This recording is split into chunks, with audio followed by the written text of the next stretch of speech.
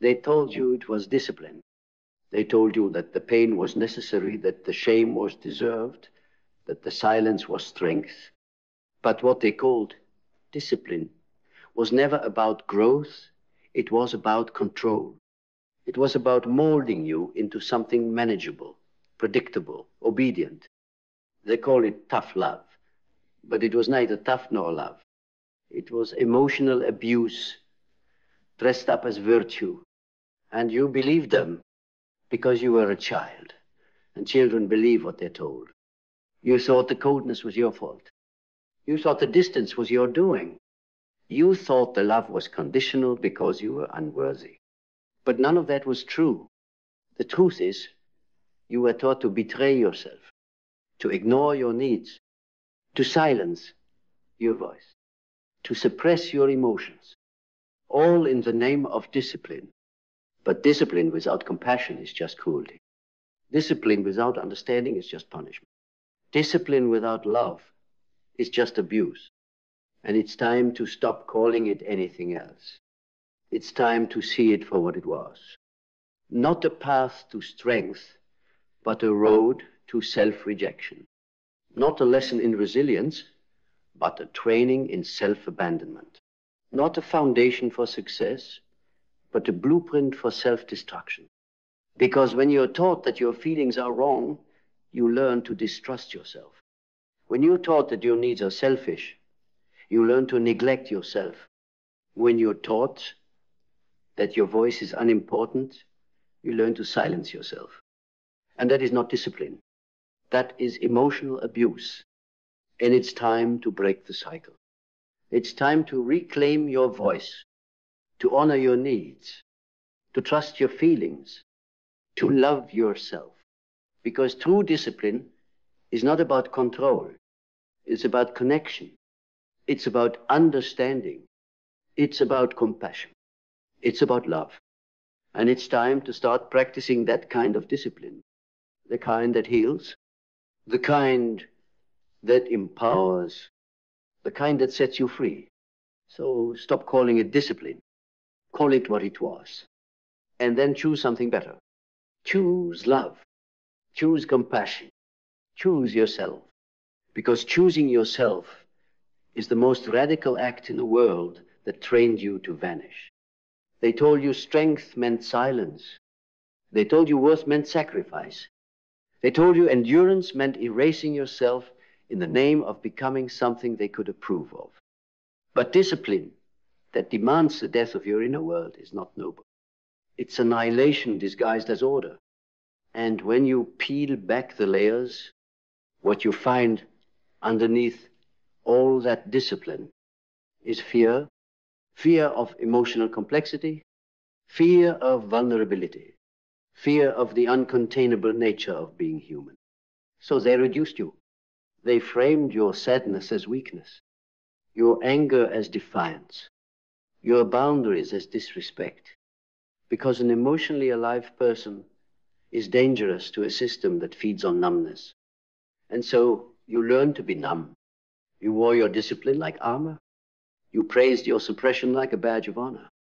You mistook neglect for resilience. You called your self-betrayal grit. But what if it wasn't strength? What if it was just survival? What if the way you pushed through was really the way you disappeared? That inner voice, the one you keep pushing down, that's not weakness, that's truth. That's your wholeness knocking, begging to be let back in. The discipline they sold you was never about building you. It was about breaking your bond with yourself. Because a person disconnected from their own soul is easier to manipulate, easier to mold, easier to control. That's not discipline. That's colonization, emotional colonization. And every time you silence yourself for the sake of being tough, you reinforce the very prison they placed you in. But here's the truth they never taught you. Real discipline isn't about suppressing emotion. It's about learning how to stay with it without flinching. It's not about ignoring pain. It's about sitting in it until it teaches you something sacred. Real Discipline doesn't diminish you. It returns you to your instincts, your rhythm, your inner compass. And that kind of discipline, that's not abuse. That's devotion. Devotion to yourself, to the self they try to fracture, to the self they try to silence, to the self that still exists underneath the armor, beneath the obedience, beyond the performance. Because the truth is, discipline without devotion is destruction. When you were punished for feeling, they call it emotional maturity. But maturity is not the absence of emotion. It's the ability to be with it fully, without drowning. When they told you to hide your pain, they said it was strength.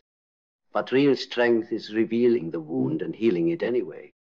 They taught you to endure instead of express, to cope instead of confront, to endure instead of evolve.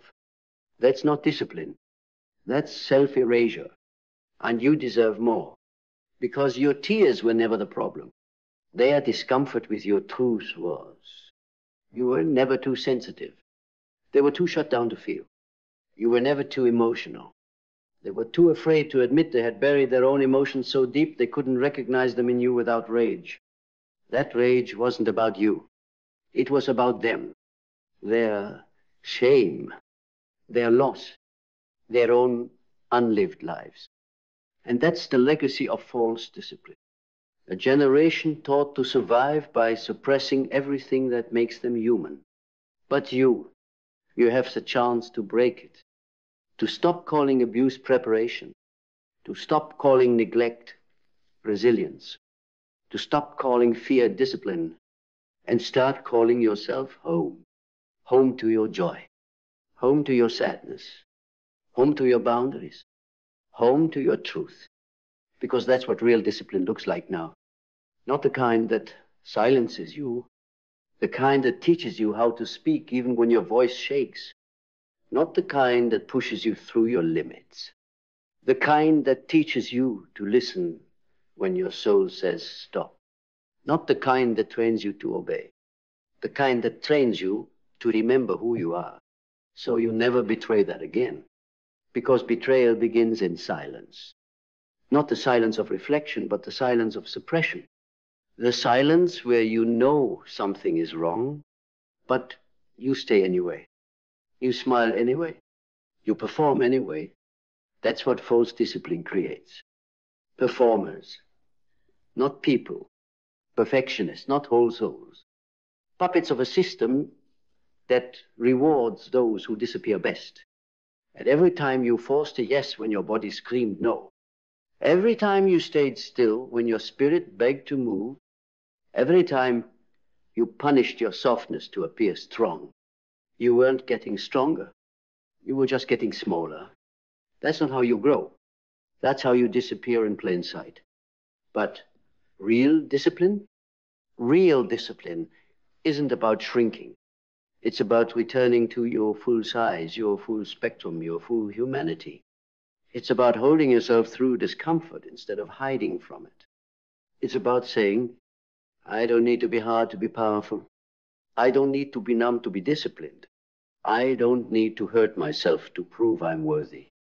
Because your worth is not found in how well you suffer. It's found in how deeply you know yourself and still choose love.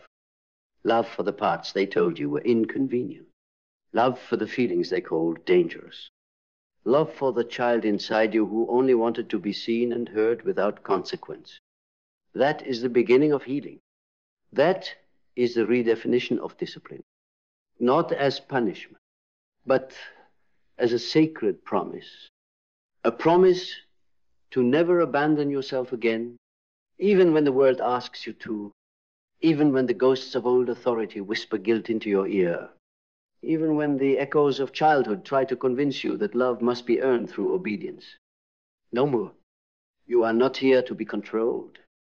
You are here to remember your freedom. And any discipline that costs you that freedom is not discipline. It is emotional abuse, dressed in respectability, disguised as responsibility, but carrying the poison of self-hatred. And now, you see, And now you choose different. And now you begin again. You begin again not with a scream, but with a whisper that says, I will no longer confuse pain with progress. I will no longer betray myself for praise. I will no longer obey what demands my disappearance. Because now you know, real growth isn't about how much you can endure. It's about how deeply you can stay with yourself when the world asks you not to. That is the new discipline, the discipline of returning, the discipline of remembrance, the discipline of self-loyalty, not the kind that makes you cold, the kind that makes you clear, clear enough to set boundaries, clear enough to say no, clear enough to feel what you feel without shame, clear enough to choose yourself without guilt, clear enough to call love what it really is. Not compliance, not performance, but presence, because the ones who hurt you in the name of discipline weren't strong. They were scared, scared of their own vulnerability, scared of your radiance, scared of the part of you that wouldn't bend. So they call it rebellion, but it was just truth. The truth that some spirits were never meant to be broken, only guided, only loved, only witnessed into their full becoming. And now that truth lives in you, unapologetically, unedited, unburied. So let the mask of discipline fall. Let the mist of obedience burn. And in the ashes, let something ancient rise, your wholeness, your freedom, your right to exist without explanation. Because the world does not need more well-trained machines. It needs more awakened souls.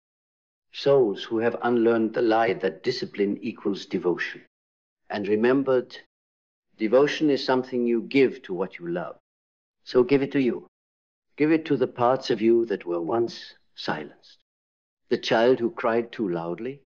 The teenager who questioned too much. The adult who still flinches at the sound of authority, wrapped in politeness. Give it to the body that held so much tension just to feel in control. Give it to the heart that tightened every time it was told. This is for your own good, when all it felt was pain, because that phrase, for your own good, has been weaponized long enough, used as a shield for unchecked power, used to gaslight you into accepting less, into mistaking silence for strength, into calling abuse education. But your soul remembers. It remembers the moment it stopped trusting love.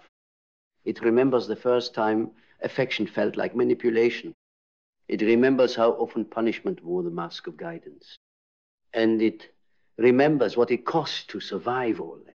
Your softness, your spontaneity, your ability to believe that safety could exist without control.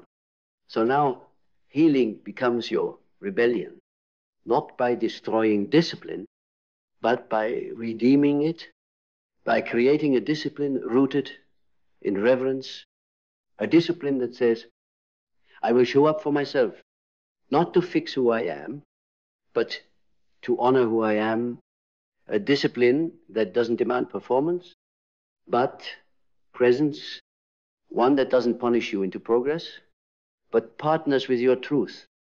Because when you do that, you don't just change your life, you change the definition. You reclaim what they twisted. You take back what they stole. You become the kind of person who can hold structure without sacrificing soul. That's real discipline. Not control, but connection. Not shame, but sovereignty. Not silence, but a voice clear, grounded, and unshakable. And that voice, it starts inside you now. It starts as a murmur in your chest. The one you used to drown in performance. The one you try to discipline into quiet. But now you listen. You stop waging war against your softness. You stop equating stillness with laziness. You stop dragging yourself across emotional barbed wire just to prove you're worthy of love. Because the war is over. And the only one left to forgive is you. You who thought breaking yourself was noble. You who mistook exhaustion for excellence. You who kept waiting for applause that never healed you. You who showed up for everyone but abandoned your own soul in the name of being disciplined. It ends here, not with rage, but with reckoning. A reckoning that says, I will never again treat myself the way I was taught to. I will never again punish myself for feeling too much. I will never again confuse control with care. Because now you know, self-respect is not built by beating yourself into submission. It's built by becoming your own sanctuary. It's built by honoring every part of you they tried to silence. And the discipline that follows, it is holy. It is fierce. It is not rooted in shame, but sacred stewardship. It is the daily devotion to your own healing. To show up not because you fear what happens if you don't, but because you love who you're becoming when you do. That's not emotional abuse. That's emotional alchemy. That's not suppression. That's sovereignty. So stop calling it discipline when what you mean is disconnection. Stop pretending pain is always productive. Stop trading your wholeness for validation. Call it what it was. And then rise as the one who will never again confuse punishment with love. Because you are not here to be controlled. You are here to become free, free not just in body, but in spirit, free to feel without apology, to speak without fear, to choose without permission. Because the moment you reclaim your emotions, you reclaim your life. The tears you once swallowed become sacred rivers. The rage you buried becomes holy fire. The numbness melts into clarity. And the shame dissolves into truth. The truth that you were never broken.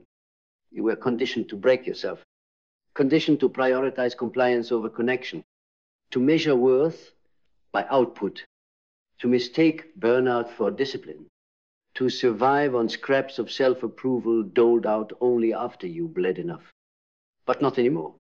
Now, your discipline becomes an act of protection, not punishment. It becomes a devotion to your wholeness, not your image.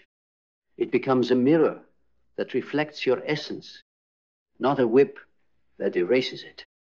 And with every choice you make from this new truth, you create something the world has forgotten. A soul with boundaries, a heart with standards, a mind that no longer needs to obey in order to be loved. Because you are not the product of their design anymore. You are the architect of your own return. And the home you're building inside yourself, it's made of everything they called weakness. And you now call wisdom. So hold your structure, hold your softness, hold your standards, hold the new definition of discipline. The radical, consistent act of honoring who you truly are every single day. That is what they tried to control. That is what you're reclaiming now. That is the beginning of your liberation. And liberation doesn't arrive with fanfare. It arrives in moments. Tiny, powerful moments of choosing yourself again and again and again.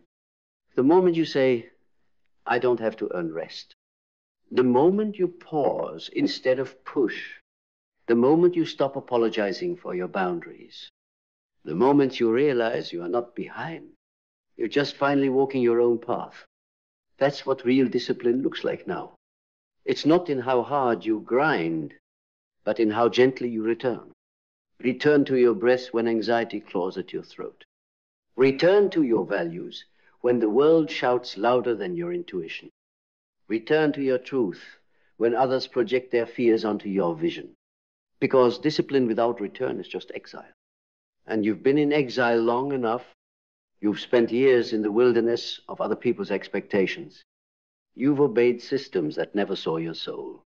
You've punished yourself for not fitting into cages you were never born to inhabit. And yet, despite it all, you're still here, still breathing, still burning. And that fire inside you, it's not the result of punishment. It's the echo of presence. The kind of presence no discipline manual ever taught you. The kind of presence that holds space for your humanity without conditions. So let that be the foundation now.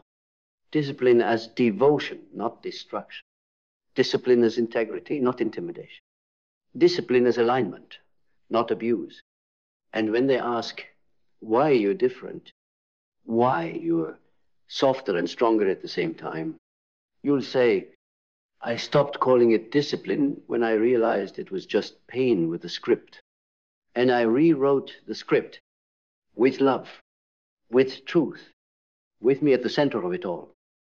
That is not weakness. That is sovereignty reborn. And that is the only discipline worth keeping. Because anything less than that, anything rooted in shame, silence, or subjugation, is not discipline.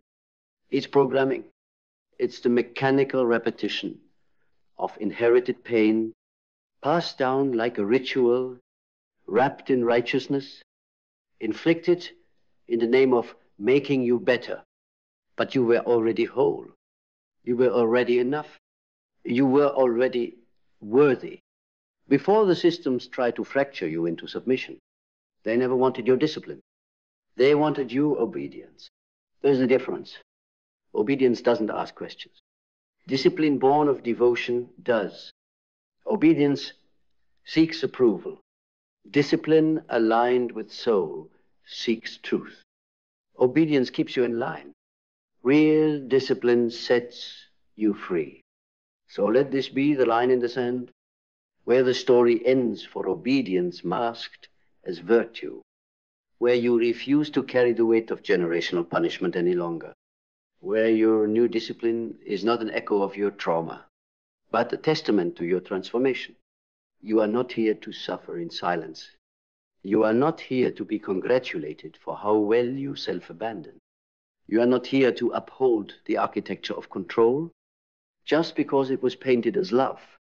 You are here to build something new, a life rooted in self-respect, where your structure serves your soul, not suppresses it.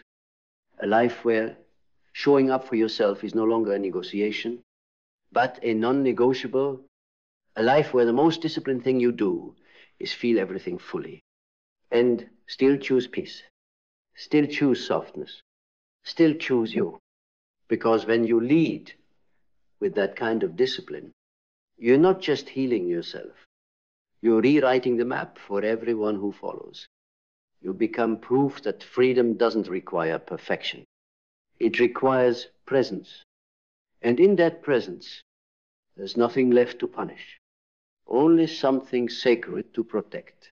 So now, take the word discipline and return it to its roots. Strip it of shame, cleanse it of control, burn away the voices that told you love must hurt. That strength requires silence. That devotion demands your disappearance. And in its place, plant something true, a new kind of discipline, one that rises not from fear, but from reverence for your body, for your voice, for your boundaries, for your becoming. Let this be the final vow. I will never again mistake emotional abuse for growth. I will never again abandon myself in the name of self-improvement. I will never again call punishment love. Because from this moment forward, your structure will be built on softness. Your power will be forged in presence. And your discipline will be a sacred act of self-respect. No more obedience. No more performance. No more betrayal masked as virtue. Only truth. Only love. Only you. Fully felt. Fully here. Finally free.